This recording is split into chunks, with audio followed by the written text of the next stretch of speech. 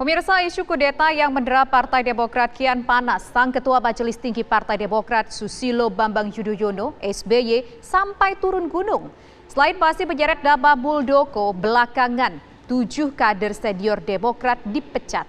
Benarkah semua itu dilakukan karena posisi Agus Harimurti Yudhoyono atau AHY sebagai Ketua Umum terancam? Inilah laporan utama. AHY tertekan, SBY turun gunung.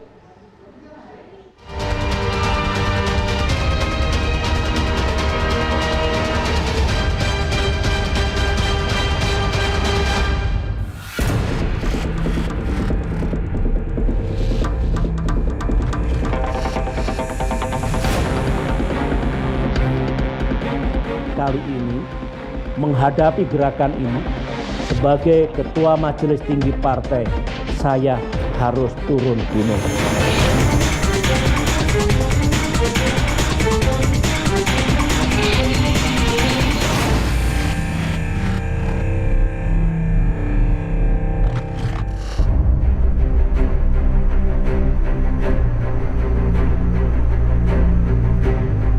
Isu kudeta kursi kepemimpinan Partai Demokrat rupanya belum usai, tapi justru kian memanas.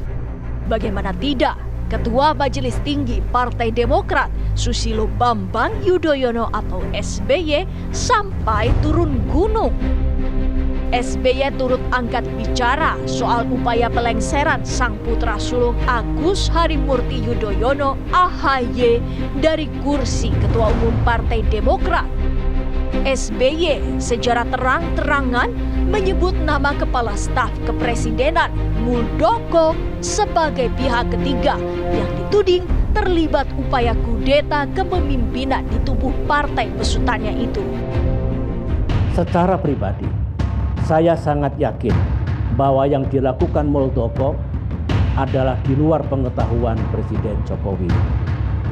Saya juga yakin bahwa Presiden Jokowi memiliki integritas yang jauh berbeda dengan perilaku pembantu dekatnya itu.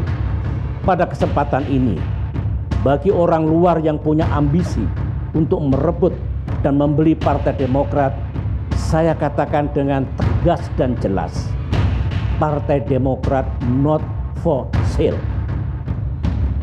Partai kami bukan untuk diperjualbelikan.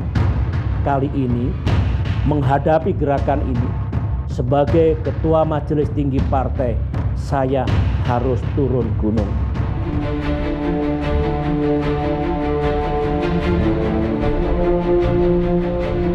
Turun gunungnya Presiden ke-6 RI itu langsung disambut dengan pernyataan balasan dari Muldoko yang namanya jelas disebut. Janganlah menekan-nekan saya. Saya diam, jangan menekan-nekan. Saya ingin mengingatkan semuanya, ya. Saya ingin mengingatkan. Karena saya bisa, sangat mungkin ya melakukan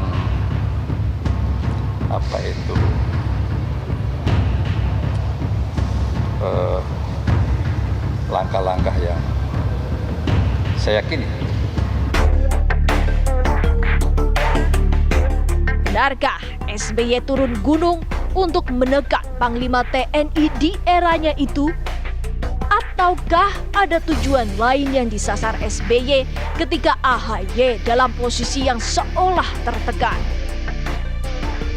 SBY mulai merasakan satu kekhawatiran atau mungkin kepanikan yang berlebih terkait dengan masa depan AHY sebagai Ketua Umum Demokrat, sekaligus ada keresahan jika Partai Demokrat betul-betul bisa hilang dari terah keluarga SBY.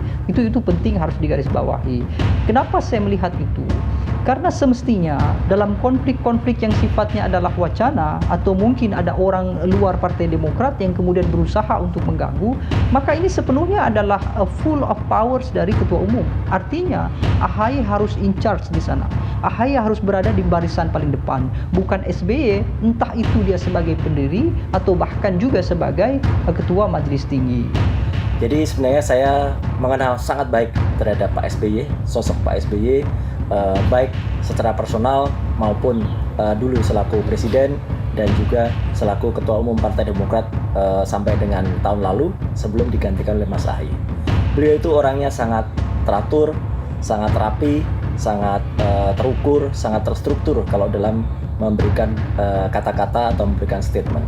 Namun saya juga cermati jarang sekali sebenarnya beliau itu menunjuk seseorang atau bahkan menyebut nama.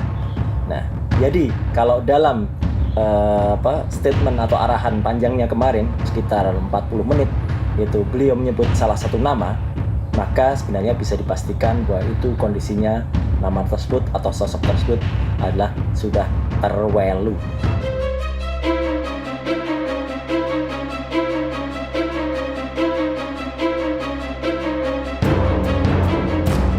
Isu kudeta awalnya dilontarkan AHY sebagai pimpinan tertinggi Partai Demokrat pada awal Februari lalu.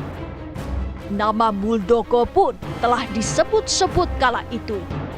Dan Muldoko sendiri langsung memberikan bantahan atas tudingan yang tak hanya menyeret namanya, tapi juga sempat membawa-bawa nama istana. Namun rupanya suara Muldoko tak juga meredam isu kudeta.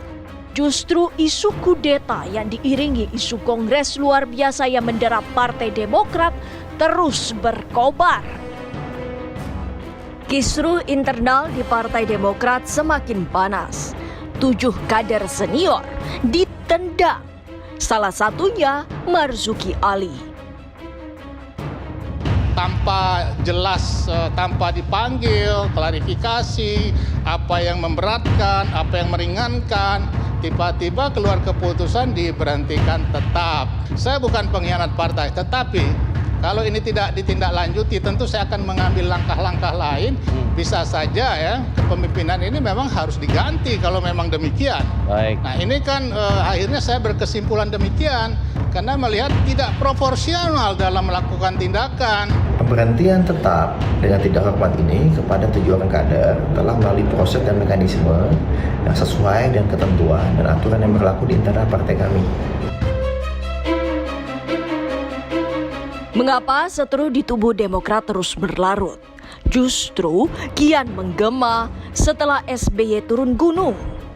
Akankah gemilang partai yang telah membawa SBY memimpin negeri ini selama 2 periode runtuh karena isu itu, ataukah sebaliknya?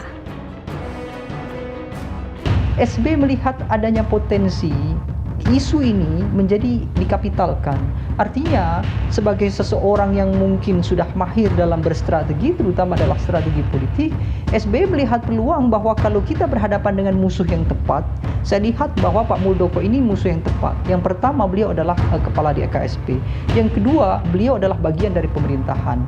Kalau Demokrat berhadapan head to head dengan pemerintah dalam artian kekuasaan, maka besar kemungkinan simpati publik bisa saja bergeser ke Partai Demokrat dibandingkan kepada Pak Muldoko.